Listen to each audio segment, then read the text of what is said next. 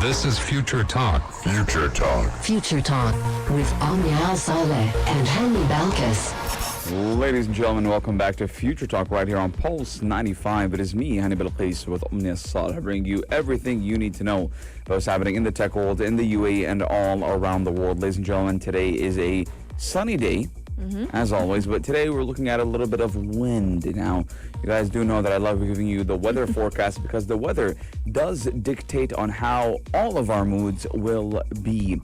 Right here on the show, ladies and gentlemen, we have a jam-packed show for you guys. Today is Thursday, and if you're living in Sharjah and if you're working in Sharjah, that means congratulations, your weekend has begun. But you know what else has begun, ladies and gentlemen? TikTok. And they have began partnering to help young Arabs find and land jobs of the future. Yes, indeed. This is a different era for all those who are looking for jobs, for the Gen Zs who are trying to go ahead and major in certain professions that would allow them to land the jobs of the future. What are those jobs, and how can we go ahead and start kind of accumulating skills to be able to be fit for them? We're going to be talking all about this in just a bit. Coming up on today's show as well, we're talking all about the environment and how we can save Mother Earth and fight climate change. Joining us today is a very special guest on the show, Micheal. He is an entrepreneur currently working on climate tech and the development of circular economy ecosystem. He is the founder of a climate change initiative right here in the UAE that is based on the use of an autonomous AI boat that aims to clean up the waste thrown into the ocean. They're also currently, him and his team are also currently working on the use of NFTs and how they can incorporate that to also help fight climate change. It's a very interesting conversation that we have in store, so it's something that you definitely don't want to miss out on. Yes, and for crazy tech, ladies and gentlemen, we might be talking about how Dyson eyes robot that can do your household chores. Now, we do know sometimes doing the laundry, wiping or mopping up the floor might be a hassle. And this robot might just change your life. Ladies and gentlemen, we got a lot going on the show today. You don't want to miss out. 4215, we're going to leave you with a song called All Right by Mike Young. Daily digital news. Bits and bytes connect our world. In any household nowadays, if you go ahead and ask the children in it, what do you want to be when you grow up? Don't be too surprised if you hear them saying, I want to be a TikToker, because the generation of today have started witnessing that people are getting simple jobs through, actually not too simple, they're quite complicated, but they're getting paid through social media platforms, and to them, this is the type of life that they want to pursue. However, TikTok is not discouraging that. However, they want to create a bigger purpose out of their platform, and they have actually recently partnered to help young Arabs land jobs of the future. They are working with a non-profit organization known as Injaz Al Arab to help youths around the world go ahead and decide on their future career paths. Yes, now, Injaz Al Arab, which has been operating for around 20 years across the Middle East and North Africa, will use TikTok's service, and its vast online presence to promote job opportunities with some of the world's biggest companies in these fast emerging fields such as AI. Now, the Are You Ready for the Future campaign does feature 10 videos on TikTok in which experts from companies such as Microsoft, HSBC, and MetLife will give insight into their jobs. Now, we do know that 75% of the youth are on TikTok and using TikTok. I don't know, am I considered from the youth? Yeah, I mean, not Gen Z, but you are a youth. I'm young, but yes. At the same time, I use TikTok a lot. I'm on TikTok a lot. I post not a lot on TikTok. I'll post one or two videos on TikTok a month or every couple of months. But what I'm getting to is that a lot of children, a lot of young people are on TikTok, and a lot of young people are just graduating from school and getting into university. And, sometimes we got to understand what is the next trending job.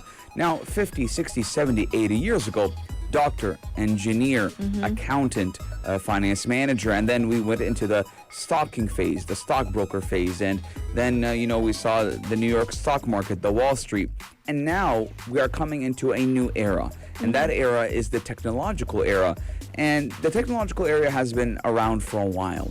One of our, you can say, founders of the technological era and, the forerunners for it was Bill Gates, Steve Jobs, and, they showed us that the richest people in the world are these two people. True. Right?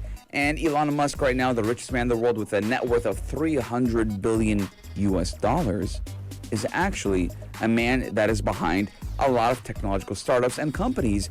So what we're getting to today, ladies and gentlemen, is throw accounting, engineering all out the window and start getting into technology. True. And back in the day, you know, every parent wanted, it's such an era of families. Every parent wanted their next daughter or son to go ahead and become the engineer or the doctor of the family. But now things have changed, and there are careers in social media that pay even a lot more than these careers once did. But payment aside, these careers also give a great opportunity for people living in conflict areas to go ahead and build a future for themselves, which is exactly what this initiative is aimed at. They want to help young people across the Arab world go ahead and have a new focus when it comes to careers and directions of paths. They want to help create a much more creative generation. They want to help them engage with the marketplace around them by using this social media platform. Nowadays, there's not enough communication between the different sectors, and especially when we talk about social media, it's become a very important tool when it comes to marketing. And so there has to be proper communication to help engage the youth with these new marketing tools. They need to be able to understand what is available in the market in terms of job and what skills do they need to have to be able to fit into those job roles. So this organization wants, Al-Injaz, which is the NGO, they want to help these youth with TikTok on their site. So as of last year, we've been looking at TikTok actually having billions and billions of users. And the Gen Z that we typically consider people born between the years 1996 and 2012 and they make up the majority of the users. Almost 37 million users on TikTok are from Gen Z. And so it's the best way to go ahead and reach youth and help them kind of recalibrate their brains when it comes to choosing a career path. Instead of thinking of the traditional job sectors, they're now thinking of the more recent ones. Ladies and gentlemen, 4215, we're going to leave you with Fire and Rain by James Taylor. Check this out. Check this out. Oh, 95. Ladies and gentlemen, are you tired of doing chores? Yes. That's funny. Because, you know, who likes to do chores? I didn't think twice about it. Everyone's tired of doing chores. Everyone's tired of washing the dishes, mopping up the floors, doing the laundry. What is the worst chore you can think of, Omnia? Probably laundry. Laundry. No one likes to do it, and it has to be done. No, Folding laundry, actually, to be more specific. I think that would be the easiest. Really? Sit down, fold. Yeah, but it's boring. I don't like it. I mean, it's not supposed to be fun. I mean, true. But ladies and gentlemen, right here on Future Talk, you guys know we're a technology show. Mm-hmm. So we're bringing you technology that's going to make your life easier. And we're looking at a Dyson robot that can hold or can do your household chores. And it's unveiling an early prototype as it does attempt to staff up. Now, Dyson has shown off a series of prototype robots it is developing and has even announced plans to hire hundreds of engineers over the next 5 years in order to build robots that are capable of household chores. Yes, indeed. Whether it is doing the laundry, vacuuming the floor, we do have a robot now that can do that for us, or any other chore you could possibly think of. Dyson is planning to create a robotic device specifically aimed at this chore, because for the longest time they've actually been kind of emphasizing their efforts and their interests to focus more on AI and robotics when it comes to their future products. Now, this announcement was actually made to coincide with the International Conference on Robotics and Automation that was taking place in Philadelphia, and currently what they're trying to focus on is to potentially become the largest engineering recruitment drive in history. They want to recruit 250 engineering or robotics engineers to go ahead and create all these robots that they've got in mind, and they're all going to be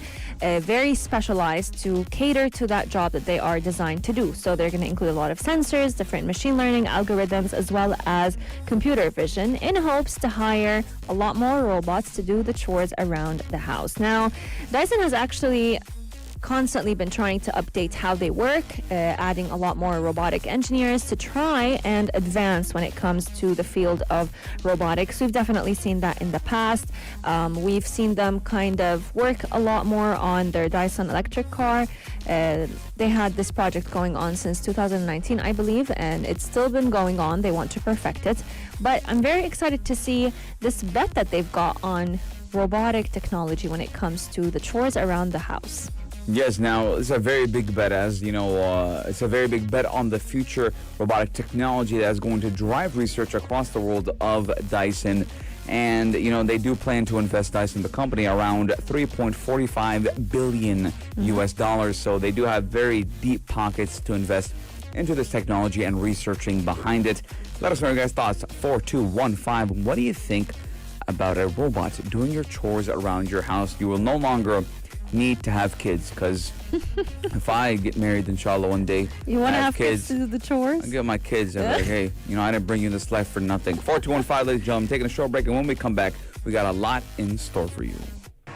This is Future Talk. Future Talk. Future Talk with Micheal Saleh and Hani Balkis.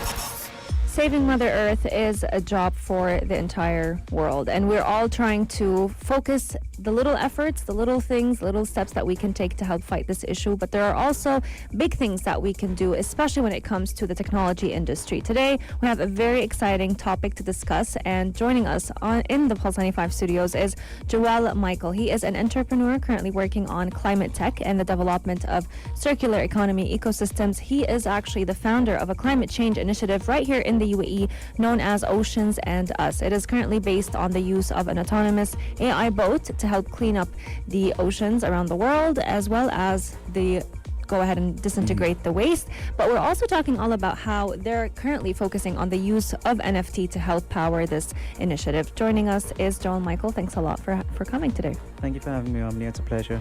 It's so great to have you on the show, brother. Now, can you explain to us, how does this AI boat operate? Absolutely. So the reason we went with a fully autonomous unmanned boat technology is because it just doesn't restrict us to the amount of time the boat can be out. So it works 24/7, 365, and there's no life at risk when the boat's out in the ocean. We're using LiDAR sensors, and we're using an AI navigation system. We're partnering with a company that's called Mapbox that helps us route the ocean, and it's going to go where the plastic flows and take in through a conveyor belt mechanism the different waste that's in the oceans. And it's a twofold mechanism. So we have the mothership and we have hauler boats, which essentially transport the waste between the mothership and the land, where there are multiple waste management companies who are partnering with us to essentially make a second use or give a second life to the waste. Yeah. Now, you know, obviously this is a great invention, right? Thank you. But what made you create this? What was the motivational behind it? Actually, it was this documentary I watched a couple of months ago, last year. It's called Seaspiracy.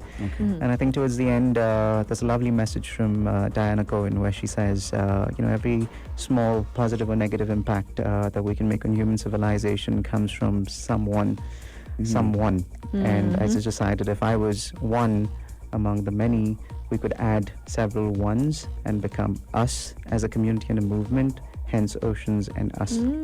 That's a very creative name. Absolutely. I like it. Especially because nowadays a lot of people tend to think to themselves, oh, what change can one person do? Absolutely. But if every person thought this way, we'd 100%. True. So I wanted to ask more or know more about how this boat operates. So what is the energy that is fueling it while it's on its mission? Given our entire cause being climate change and climate impact, we're making 100% sure we're still testing multiple ways to ensure the boat is completely climate neutral. So we're using solar, wind, kinetic, tidal. This will obviously differ from region to region. So in a place where, like the UAE, if we have solar in abundance, then we use major solar and a bit of kinetic and tidal.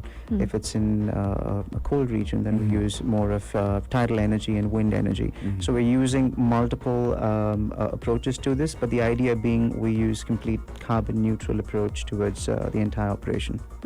So it sounds like, it's an operating on its own. You don't need to touch it. You put it down in the water and, it does its 100%. thing. Now, what kind of data is it collecting on its journey, though? Well, this is the major part because we're using these AI sensors. We're going to know so much about what's actually in the oceans. So we're going to know how many bottles are actually Pepsi versus how many are Coca-Cola. So we're going to have data on which companies essentially are contributing to a major, amount of the pollution. Which municipalities need to change certain dynamics. So this data is not to essentially draw some names and say you're responsible, but more for working in collaboration with them after to say how can we reduce this with you. So that's what's happening. In addition to this, a lot of data on marine life, a lot of data on the ocean contamination, most importantly on the actual material. So it's not just plastic, it's aluminium, it's glass, it's different kinds of plastic, rubber. So the idea is to understand how much of this could get a second life and in what capacity.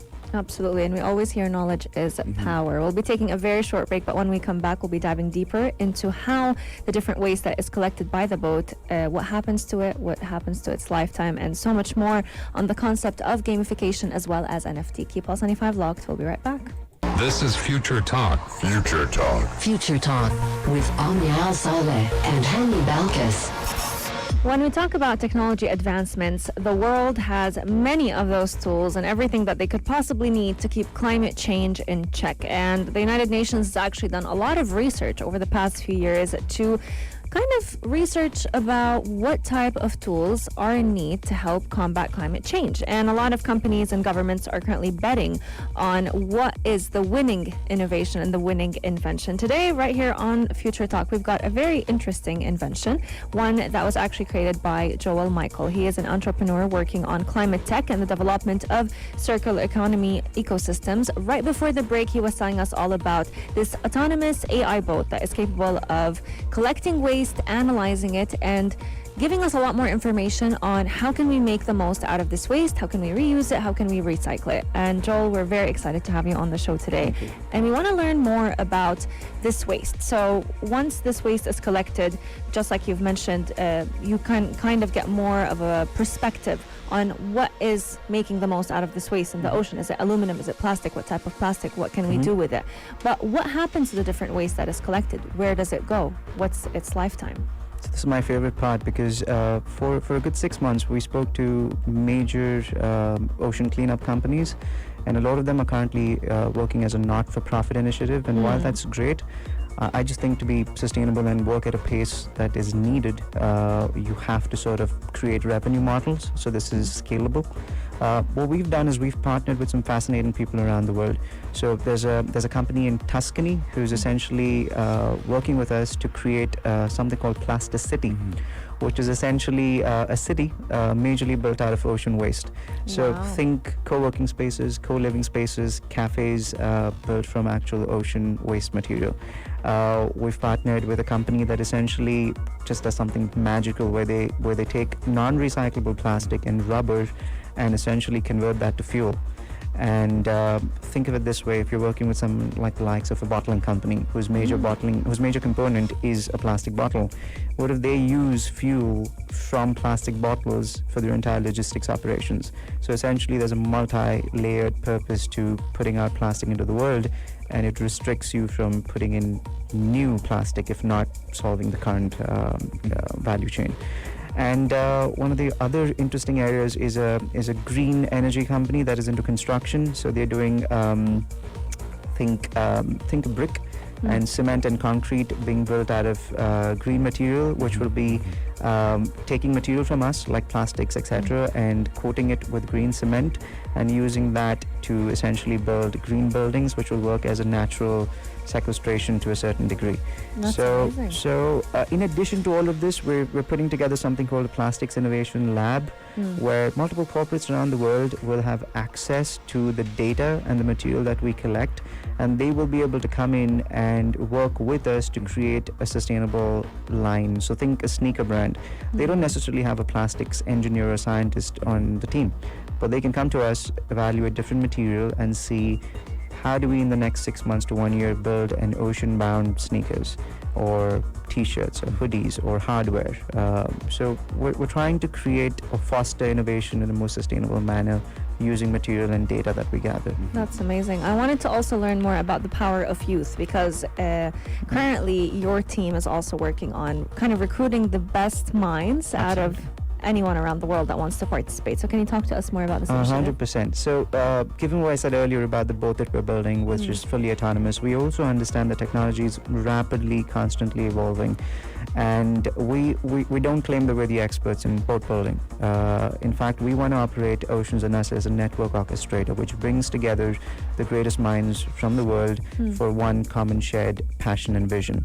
So what we're going to do is we're announcing a global boat build innovation challenge, which anybody, whether it's a university student or whether it's an accelerator-based startup, can participate in, towards building a vessel which does essentially a cleanup. And we're going to roll out the announcement soon with the rules to participate. Essentially, the idea would be to get people to come and tell us what is the most effective, sustainable way to remove plastic from the ocean. That's amazing. Now, you guys know me. The topic of the hour. I like my games. I like my cryptocurrencies. I like my NFTs. So let's talk about the gamification role that you guys are doing and how it's creating solutions for problems like climate change. So how is that going to be done? Well, gamification is what we are using to basically educate at its very basic level. Yeah. So we believe games are the one medium which doesn't restrict you as per age, and we're seeing this more and more as everything is evolving now towards the metaverse, etc. So through gamification, we're going to launch the Oceans and Us game, which we're going to launch for every medium, whether it's console or mobile or PC, where everybody can play the game and real world scenarios would be gamified. So you'd essentially play to possibly cross levels of how to clean up the Indian Ocean. I like it. And what we're going to do is we're going to help find solutions by basically taking the real world into a virtual world, creating a mechanism to solve a problem, and then see what can be actually applied in the real world. And by doing so, we're also going to be able to create a community for people to participate, because not everybody can go out in the ocean and remove a plastic piece, but they can definitely participate in helping us crowdsource a solution. Now, again, my favorite topic, the topic that I lost a lot of money on, NFTs. How do you plan to integrate NFTs, with this project? NFTs for us, again, is a medium to basically bring together people in a very active community. So we're launching something called the 555 with one of the most renowned artists in the region called Vesa. Vesa is currently doing something called Bitcoin for Corals. He's a crypto artist who basically has dedicated his artwork to social impact or climate change. He comes pure heart with talent. The 555, because we're going to focus our artwork on 5 oceans and 5 endangered marine species. The idea at some point being part of the proceeds will go towards research on CRISPR technology. CRISPR technology, as you know, is got to do with gene editing, and they're currently talking about bringing back the woolly mammoth and the saber-toothed tiger, but we believe that because of contamination of the oceans, we've lost several marine species, like species of the dolphins. And if we could not just save the existing dolphins, but maybe years later bring back one, that would be something that would be historic. So part of the proceeds of the NFTs would go towards the cleanup, a part of it would go towards the research as well. And again, the community that owns these NFTs would be part of an ecosystem where we're going to partner with over 100 brands that have a sustainable mission, whether it's a retail outlet or whether it's an airline that focuses on sustainable mechanism to basically get access and discounts to these brands as well. Now, ladies and gentlemen, you're talking to one of the people, or you're hearing one of the people that's going to be an owner of the soon NFT to come. I will be owning one of these NFTs. Me and Joel, we made a deal on the side, and hopefully he's going to give me a rare NFT. Oh, that's going to be one of the interesting. endangered species. But yeah, I mean, we're looking at this project, being it has a very nice future, and we're looking at how you guys are hitting all the nails on the coffin, all the pinpoints and all the bullet points that would cater to the youth. Because at the end of the day, when we're talking about climate change, it's our job to do it, the youth. We're all young people. Inshallah, we have many years to come. And for us to live these many years, we have to take care of the place where we live, which is Mother Earth. And obviously, the world is, I think, 80% ocean or 70? 70. 70% ocean. There you go. Last question. I'm sure it's something that everyone kind of wants to get your perspective on.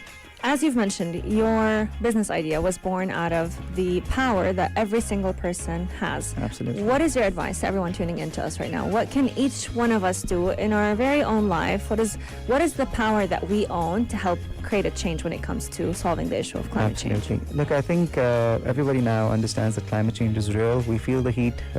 We see the change in our day-to-day. And I think, cleaning up the oceans is just one way that we are trying to do our bit.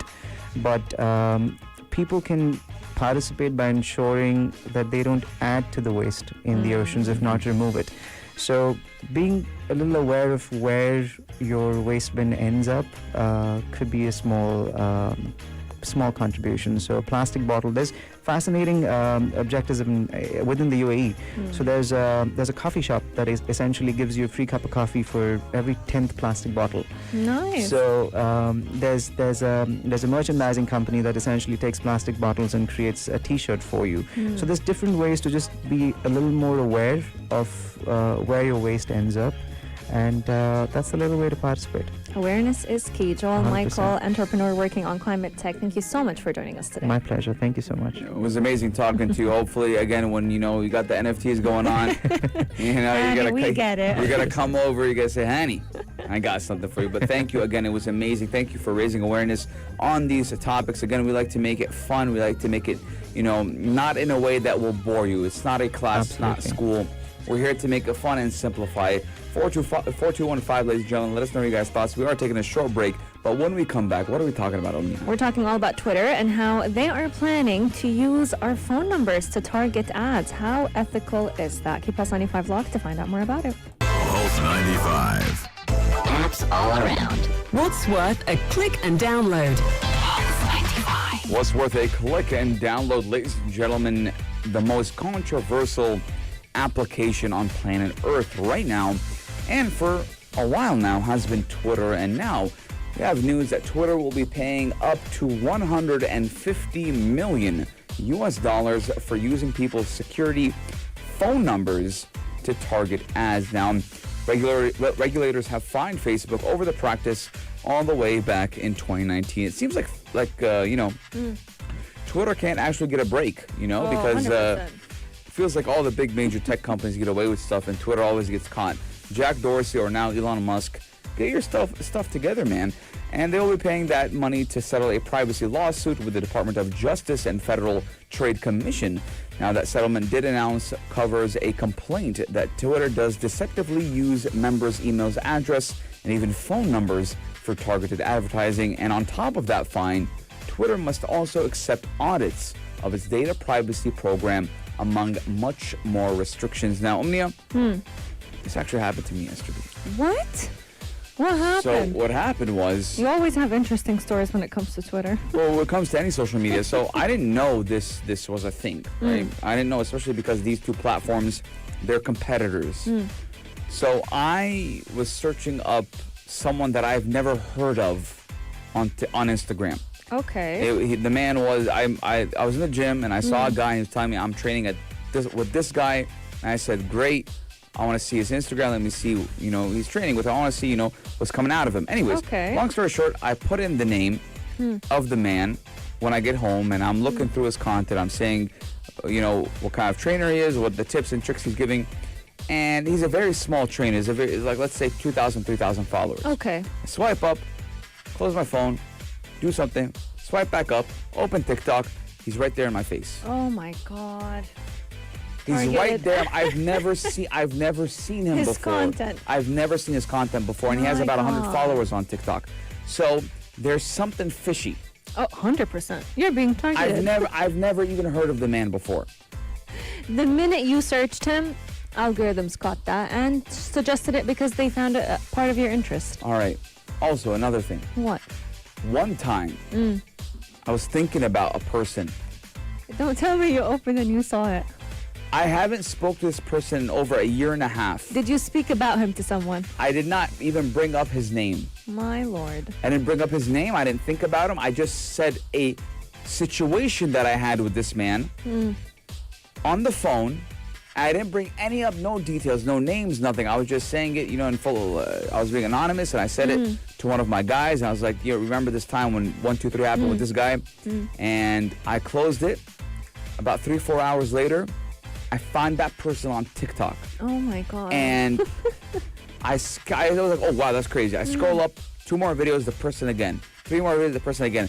So I don't know if they're tapping into our brains or not. I'm joking. That's a conspiracy theory. No, but honestly, it's crazy. Yeah, and we constantly hear people talk about how phones are flies on the wall nowadays. Whatever you have a conversation about, whatever you search, whatever you talk about, you don't even have to look up that person. You open any social media platform and you find this content right in front of your eyes. And that's all because of targeted ads. Social media platforms are making the most out of everything, whether it's our phone numbers, whether it's the content that we look up on Google, to try and create quote-unquote more personalized advertisement experience for us. But at the end of the day, what is at price? It is our privacy. So currently there are a lot of compliance measures that will require Twitter to go ahead and maintain a comprehensive privacy and information security program. They will have to conduct regular tests, many audits, to help safeguard their platform, and they will have to notify anyone who has joined Twitter before September of the year 2019 about these different changes that they have been doing and about using people's phone numbers to target them with ads. Let us know, what are your thoughts? Have you had a similar story to what Hani has gone through when it comes to social media platforms? It is crazy because sometimes, I don't bring up any names, and I just think about it between me and myself. And I'll be like, hey, Omnia, remember that time when we were walking? Law of attraction with social media. I mean, the law of attraction, I'm 100% firm believer of it, but sometimes it gets a little bit creepy, and True. There's a lot of question marks that go through my brain. But the question mark we have today, ladies and gentlemen, is what are you doing this weekend? As we are hitting Thursday, today is Thursday, and if you're working right here in Sharjah, that means you are starting your weekend. Ladies and gentlemen, we hope you had a great time on the show. I had a great time this week, as I do every single day. But 4215, ladies and gentlemen, let us know your guys' thoughts. But this does conclude Future Talk for today. But the show doesn't stop right here on Pulse 95. We got a jam-packed show, or shows, throughout the day and throughout the weekend. We'll see you on Monday, ladies and gentlemen. Right here, we're signing off. We'll see you Monday, right here on Pulse 95. If you liked this episode of Future Talk, drop a like and subscribe. Pulse 95. Be sure to follow us on Instagram for all our daily updates and top stories.